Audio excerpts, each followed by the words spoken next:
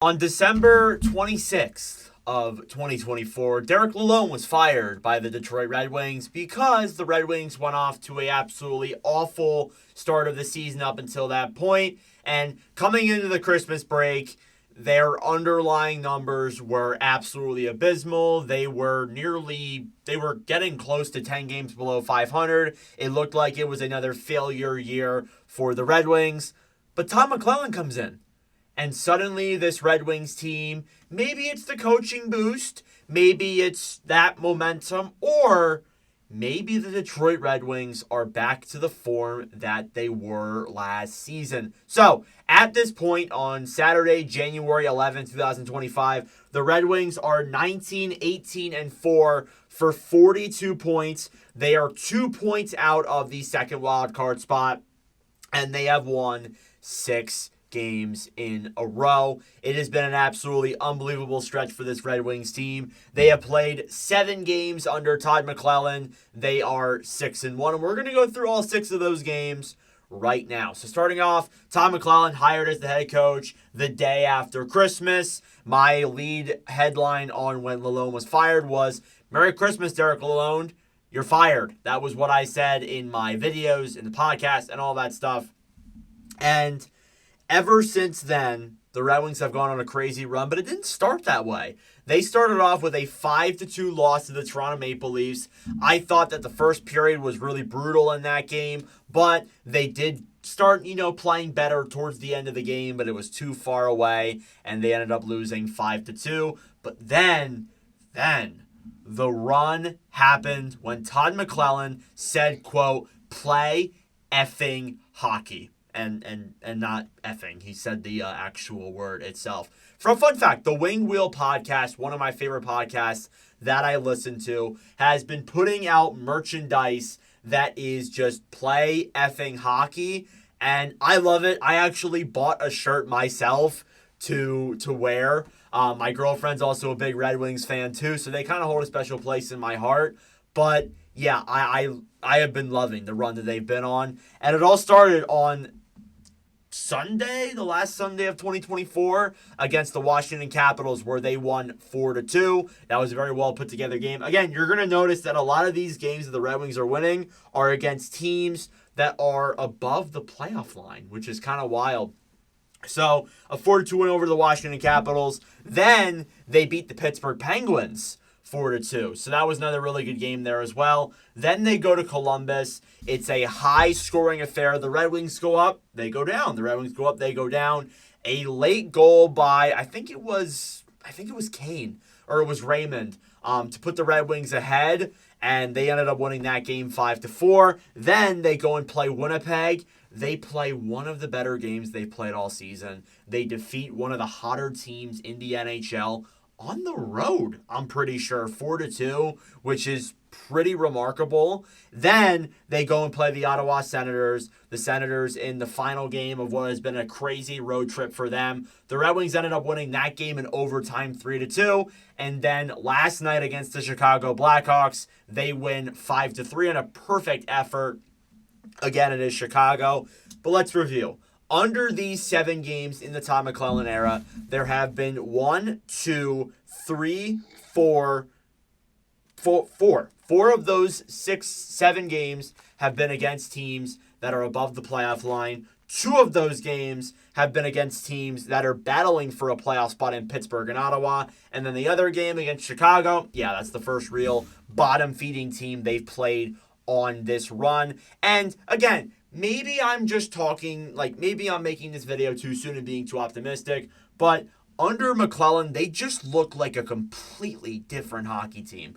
I made a video before the Derek McLellan firing about talking how the Red Wings had some terrible underlying numbers. It was a horrible year from last season, and this team just looks completely different under him. The players in particular who has looked absolutely incredible under McLellan is Patrick Kane. Patrick Kane, and I'm going to put up a graphic on screen here that you guys can read. Under Derek McLellan, through the first half of the season, Kane played 29 games. He played a little bit less than a couple of the other players. He had 5 goals, 9 assists for 14 points, completely unlike Patrick Kane. But under Todd McLellan, this guy has exploded. 4 goals, 7 assists for 11 points in 7 games played. He nearly has the same amount of points as he did in triple the amount of games played he's played this year. That is insane. Almost quadruple. Like, that is insane. Almost 4 times. He has the same amount of points in 4 times less the amount of games he played earlier in the season. That's insane. He has been one of the bigger players who's really improved under McLellan for sure. The other guys have gone a lot better. Raymond this season has 41 games played, 17 goals, 27 assists for 44 points. He has also been a player who has looked awesome under McLellan as well.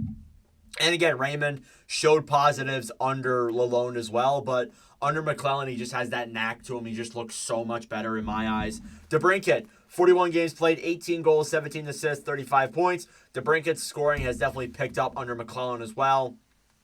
Again, it seems like offensively this team has completely changed from where they were in other years prior. Like, they have completely taken a complete 180 and have looked insane. Dylan Larkin, 17 goals, 18 assists, 35 points as well. Ironically enough, him and DeBrincat have like the same stat line essentially.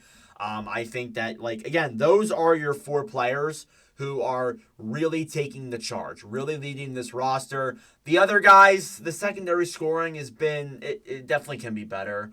JT Comfer is their next up, an offensive player scoring 5 goals, 14 assists for 19 points this season.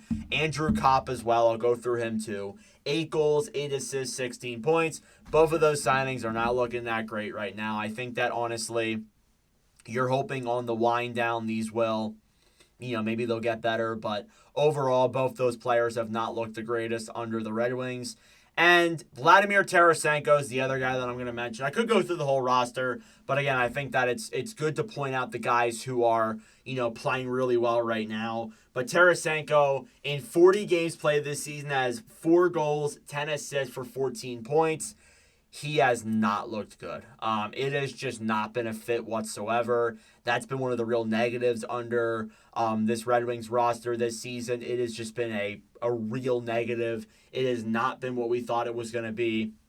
And yeah, I think that for sure, like, maybe when we get to the downswing and maybe when McLellan is more established, things might get better. But, like, I just don't think that it's a perfect fit. And I don't really think you can move him for that much either. He might end up going for the same amount that he was traded for in Ottawa. Maybe less. To be honest with you.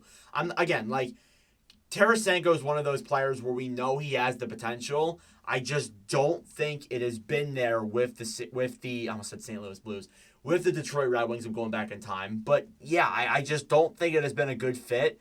And I wouldn't put it past the Red Wings if they decide to trade him at the trade deadline or at the draft, because I think he is on a 2-year deal, I believe. So he does have one more year after this, I'm pretty sure.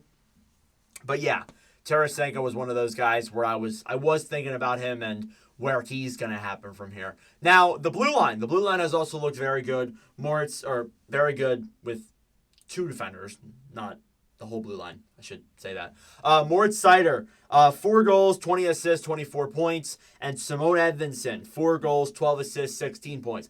Those are the 2 defensemen that have looked good this season. Edvinsson is hurt. Seider's had his moments, but I think he still is a really good defender overall. He may not get back to the level that we thought he was going to, like he was in his rookie season. But I still think he's taken a better defensively 2-way role with the team. I think he has overall still looked really good this year, even if the offense isn't really there as you would like it to be, I guess. But yeah, him and Edvinsson taking a massive step this season, have both been their top 2 best defensemen. Eric Gustafsson's up next then. I almost said Philip Gustafsson. 1 goal, 8 assists for 9 points this year in 33 games played. Gustafsson has just not looked good. It has not been a fit there either, and I could have told you that from a mile away. And then Ben Sherratt, 1 goal, 6 assists, 7 points. Again, I do want to say this too. A lot of those defenders are expiring at the end of this season. I'm pretty sure all of those are except for Justin Hall. I'm pretty sure Petrie is. I'm pretty sure Sherratt is. I'm pretty sure Gustafsson is as well. So you really do have the chance to revamp this blue line in the offseason. And I think I said that in my last Red Wings video that I made. You really have the chance to possibly revamp the blue line. And I think that would be their number one goal. Like, I'm being completely honest. Like, by then, hopefully, maybe Axel Sandy-Pellikka comes over next year, and maybe somebody like Shai Buium is ready for a bottom pairing role, and maybe Albert Johansson's ready for a NHL spot, and you get one more legitimate, maybe top 4 defenseman in there. Maybe your blue line's looking completely different than it is right now. Like, the guys in their blue line right now are not good. Like, I'm going to be openly honest. Like, I am not a fan of Gustin. I'm not a fan of Sherratt. I'm not a fan of Petrie. I'm not a fan of any of those players. But maybe if you get one more top 4 guy and you get some of your younger players up there playing legitimate roles, hey, I could definitely see this blue line looking completely different by July of this year. Could very well see it. Their goaltending has been up and down, I would say. I feel like it's been more up than down, though. It's definitely been better than it was last year. Like, last year, it was hard to watch. This year, I think it's been a little bit better. Cam Talbot, 9-9-2, a 3.03 and a .901. I don't think that really does it justice. I think Talbot has been better than his numbers say. He was honestly carrying the Red Wings at one point, to be honest with you. Alex Lyon, 8-5-0, a 2.71 and a .902. He's been up and down. Like, again, as I said, like, the goaltending has been really up and down this year. Like, he's had his good moments, he's had his bad moments. And then Ville Husso has been just mostly down. 1-4-2, a 3.47 and a .877. Yeah, it has not been great for Husso at all. He only has 1 win in the last, year and a half, which is genuinely sad. Yeah, I think that, maybe the title is a little bit dragging it too much. Maybe I shouldn't make it the Red Wings back, but I really do think that under this coaching boost, under this momentum they've had, they look like their old selves. They look like the old team that it was last year, and I think that, who knows, the playoffs could turn into anything. Any team could pick up that second wild card spot right now. It doesn't seem like a team is running away with it or really wants to run away with it. So let me know your thoughts in the comment section down below. Can the Red Wings make the playoffs out of this? Are they really back? I guess I maybe will make a video in a month or so to reevaluate on the Red Wings. But overall, let me know your thoughts in the comment section down below. Let me know your thoughts on other players that I did not talk about, because I really only talked about the top 6 and the top 4 defensemen. Apart from that, I haven't really talked about anybody else. Let me know your thoughts on those guys in the comment section down below. Thank you guys for watching. If you enjoyed, make sure to like the video. If you really enjoyed, please subscribe down below. I would greatly appreciate that as well. Join the content for videos every single day. Thank you guys for watching, though, and I will see you guys in the next video.